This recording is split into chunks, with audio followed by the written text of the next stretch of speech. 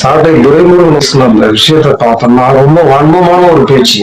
அதாவது வந்து தாவேக்காவையும் விசிகாவையும் ஒப்பிட்டு அவர் பேசுறாரு. தாவேக்கா வந்து உண்மையில் வந்து தாவேக்கா வந்து நீங்க எந்த அளவுக்கு இழிவாக பேசுகிறீங்களோ அந்த அளவுக்கு அது ஆட்சியில் வந்து அமர்ந்து விட்டது.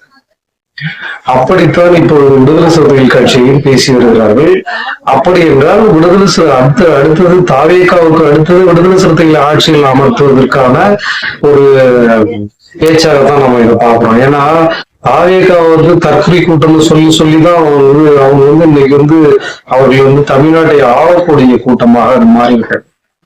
அதே போல வந்து இப்ப விடுதலை சிறுத்தைகள் கட்சியும் இதே போல வந்து பேச ஆரம்பிச்சிட்டாங்க. அதுல வந்து சாட்டை துரைமுருகனுடைய உண்மையில் வந்து யாராலும் ஏற்றுக்கொள்ள முடியாது என்று இதை வந்து நாம மிக வன்மையாக கண்டிப்பதை விட அதுக்கு நாம பதில் நம்ம கொடுத்து ஆகணும். ஏன்னா வந்து சாட்டை துரைமுருகன் வந்து நீங்க எந்த அளவுக்கு நீங்க இழிவுபடுத்தி பேசுறீங்களோ அந்த அளவுக்கு நீங்க வந்து பல இடங்கள்ல வந்து டெபாசிட் இருந்தீங்க.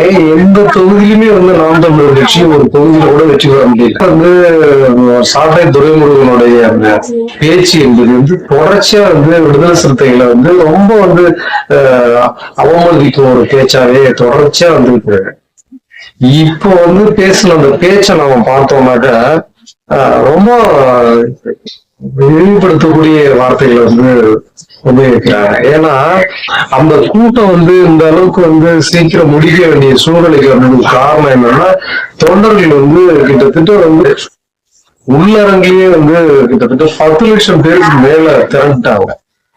வெளியில பார்த்தோம்னாக்க அது வந்து 10 லட்சம் இருக்கும். வெளியில வந்து கொண்டிருந்தவங்க நீங்க எல்லாருமே ஒட்டு மொத்தமா கணக்கு பண்ணா ஒரு 25 லட்சம் தொண்டர்களாக இருக்கும். நாங்கெல்லாம் கூட்டம் நடத்தலையா? நாங்க எப்படி ஒரு உங்க கூட்டம் தான் தெரியுமா? உங்க லட்சணமும் தெரியுமா? உங்களுக்கு எவ்வளவு கூட்டம் வரணும் எங்களுக்கு தெரியுமா? நீங்க கூட்டம் நடத்தும் போது அப்படியே லட்சக்கணக்கான மக்கள் அப்படியே கூடி அங்க வந்து எவ்வளவு 5 லட்சம் 10 லட்சம் கூடிடுவாங்கல்ல. உங்களுக்கு பிரச்சனை இல்லை. உங்களுக்கு வந்து கூடுறது 5000 பேர் 10,000 பேர் கூடுவாங்க. அது ஒரு பிரச்சனை இருக்காது. விடுதலை சிறுத்தைகள் கட்சி என்பது அப்படி இல்லை. அது வந்து மிகப்பெரிய ஒரு மாபெரும் வந்து வளர்ச்சி அடைந்த ஒரு கட்சி, ஒரு அங்கீகாரம் பெற்ற ஒரு கட்சி. அது இன்னும் வந்து அடுத்தது வந்து அமைச்சர் ஆன பிறகு இன்னும் அதனுடைய தாக்கம் வந்து அதிகமா இருக்கு. தொண்டர்களுடைய எண்ணிக்கை இன்னும் கூடி வந்துட்டு இருக்கு. எல்லா கட்சியிலும் வந்துட்டு இருக்காங்க. இது ஒரு கட்சியில இருந்து போகும்போது தெரியுது. ஆனா விடுதலை சிறுத்தைகள் கட்சிக்கு யாரு எவ்வளவு பேர் வராதுன்னு தெரியாமே போயிடுது. ஆனா வந்து அதை வந்து ஒரு சில இந்த மாதிரி மாநாடுகள் நடத்தும் போதுதான் எந்த அளவுக்கு அவங்களுக்கு தொண்டர்கள் இருக்காங்கன்னு தெரிய வருது.